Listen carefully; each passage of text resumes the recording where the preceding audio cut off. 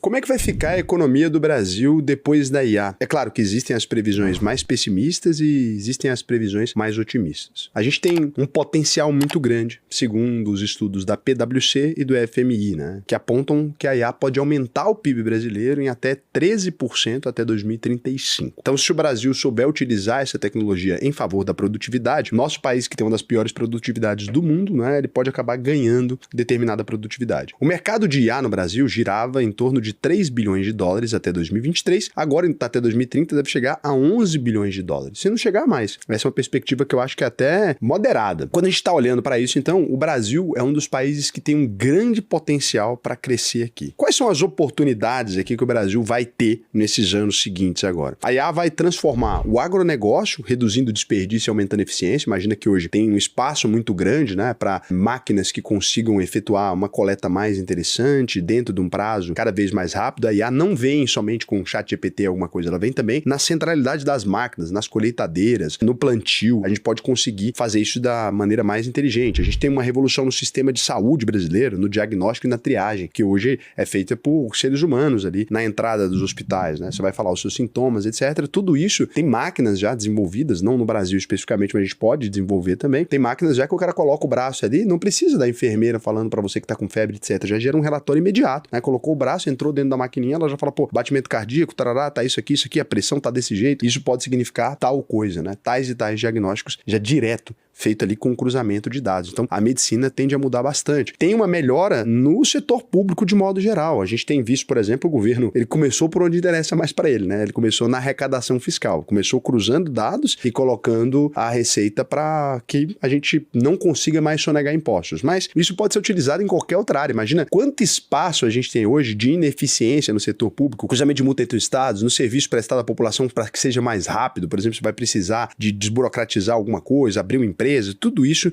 a gente tem um potencial gigante. E quando a gente olha também para a capacidade de exportar a inteligência artificial como serviço, o Brasil é um dos lugares que mais tem como fazer isso, né? A gente tem o maior ecossistema ativos de hoje de startup, é pequeno, né? Mas é o maior da América Latina aqui. Então, se antes a gente tinha dificuldade com mão de obra, por exemplo, custava muito caro para uma empresa brasileira ter tantos programadores ali. Isso reduz a necessidade de tanta mão de obra humana, né? Reduz a necessidade de tantos programadores, reduz a necessidade de tanta gente. A gente pode ver um boom tecnológico no Brasil e a Índia são grandes exportadores de pessoas voltadas ao desenvolvimento. Isso aqui para a gente pode ser maravilhoso. A gente pode conseguir chegar nas tecnologias de ponta muito mais rápido do que a gente conseguia chegar antes. A gente também tem um potencial gigantesco aqui para o desenvolvimento de medicamentos. O Brasil já é um dos líderes hoje. Agora, não temos pesquisa. O Brasil nunca foi muito eficiente em pesquisa. Tem um ou outro cara, claro que tem, né? Mas a gente nunca foi muito eficiente no desenvolvimento de pesquisas próprias. As IAs, elas têm servido para agilizar o processo de pesquisa e baratear o custo das pesquisas também, o que pode fazer com que o Brasil se torne um grande mesmo desenvolvedor de tecnologia de ponta para a indústria de saúde, de medicamento, etc. Então, o mercado de trabalho, né? Aqui que é a parte mais complicada. A IA vai mexer com empregos no mundo inteiro e o Brasil tem mais de 30 milhões de postos que podem ser potencialmente afetados pela automação. A gente está falando aqui não somente de carros autônomos, né? Que antigamente se falava, mas vai ser impossível até um carro conseguir dirigir nas estradas brasileiras. Com a inteligência artificial esse processo pode ser acelerado, mas não só isso, né? Tem várias áreas hoje que a gente deve ver uma eliminação de função. Várias coisas que já estão sendo substituídas, as pessoas não perceberam, né? Cada vez menos pessoas vão ser utilizadas nas áreas de redação, nas áreas de design e tem diversas outras áreas. Até jurídico, gente, tem influenciado bastante, porque a gente tinha várias pessoas que trabalhavam ali nos escritórios fazendo a interpretação de documentos, a leitura desses documentos. E as IAs, apesar de ainda delirarem, elas têm vindo cada vez com mais força. Na contabilidade das empresas, ela tem vindo cada vez com mais força, né? Nos sistemas até de vendas, né? Então, quando você fala de venda por WhatsApp, etc., antes a gente tinha aquele robô, ele era horrível. Quando você pega agora os testes que a gente tem visto serem efetuados, tem empresas utilizando somente IA no processo de vendas e as pessoas não conseguem saber se falaram com o ser humano ou não. Então, é um tipo de processo muito bom, né? Quando você pega, por exemplo, também o call center, essas áreas é improvável que a gente continue tendo atendimento humano nos próximos anos. Por quê? Porque o sistema, primeiro, ele é muito mais padronizável, ele está muito mais mais humano do que estava lá atrás. Hoje em dia você fala com o ChatGPT, você pode na versão de áudio ali, ou até com o Grok, você não consegue perceber que não é um ser humano. Gente. É impossível. Ele passa em qualquer tipo de teste, pode responder qualquer tipo de pergunta e ele consegue seguir às riscas aquilo. Ele pode ter acesso direto ao sistema, então resolver as coisas muito mais rápido, né, dentro dos limites ali. Então a gente deve ter, se não uma demissão em massa, eu acho que a gente deve ter uma demissão pouco a pouco. Várias empresas já substituindo esse atendimento por um atendimento robotizado, né? Então as empresas inicialmente vão ter uma diminuição em vagas voltadas aos seres humanos, né, e ter essas pessoas substituindo. Só que daqui, algumas pessoas entendem sempre isso e falam, nossa, então a gente só vai ter impacto negativo? É claro que não, né? Quem vai programar essas máquinas? Então, existem pessoas que vão ter que programar essas máquinas. Exige, né, um aumento no número de pessoas capazes de trabalhar com tecnologia, treinar modelos, interpretar dados, movimentar esses algoritmos, né? Na prática, a requalificação de mais de 30 milhões de trabalhadores, ela vai ser necessária e talvez obrigatória.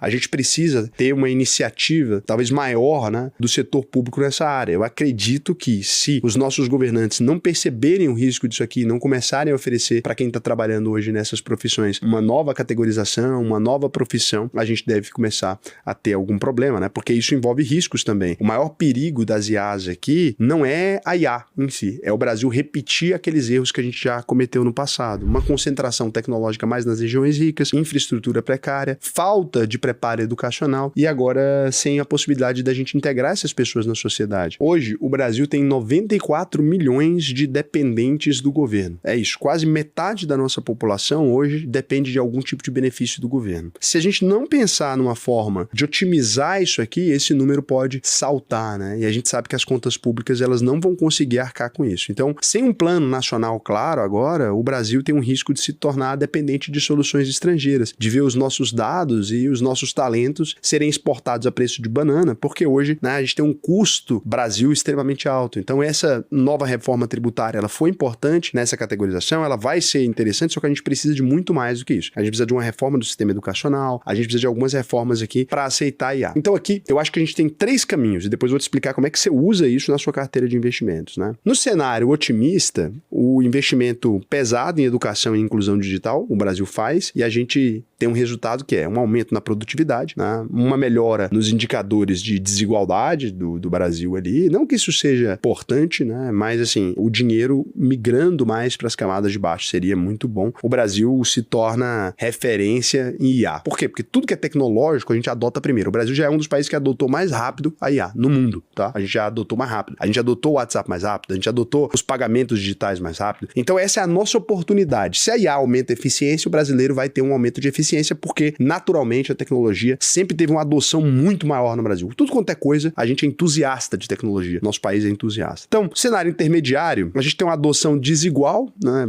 Alguns setores adotando, outros não. A regulação, ela vindo para atrapalhar, uma regulação lenta que atrapalha aqui. A gente tem avanços pontuais, permanece mais ou menos na mesma, sem salto real de desenvolvimento. E aí, tem um cenário pessimista que seria o seguinte: o Brasil não faz investimento nenhum, concentra poder tecnológico só nas multinacionais que fazem. A falta de preparo acontece aqui, não tem programa educacional, não tem nada. A automação começa a existir em massa, empresas simplesmente querendo melhorar ali, tem que fazer isso mesmo, né? Melhorar a eficiência para competir globalmente. A gente começa a ter um desemprego absurdo e, em vez da gente ter 94 milhões, né, de pessoas vivendo de dependente do governo, a gente começa a ter aí 120 milhões de brasileiros, que é os 30 milhões, né, a mais aí que devem ser impactados. Então a gente pode ter até 120 milhões de pessoas dependentes do governo, a nossa economia praticamente se paralisa. Porque no momento que você tira essas pessoas do mercado de trabalho, o dinheiro que elas ganhavam, que elas compravam também, etc., não vai estar lá. Não adianta ter empresa vendendo se não tiver quem consome, né? Então a gente pode ter esse cenário.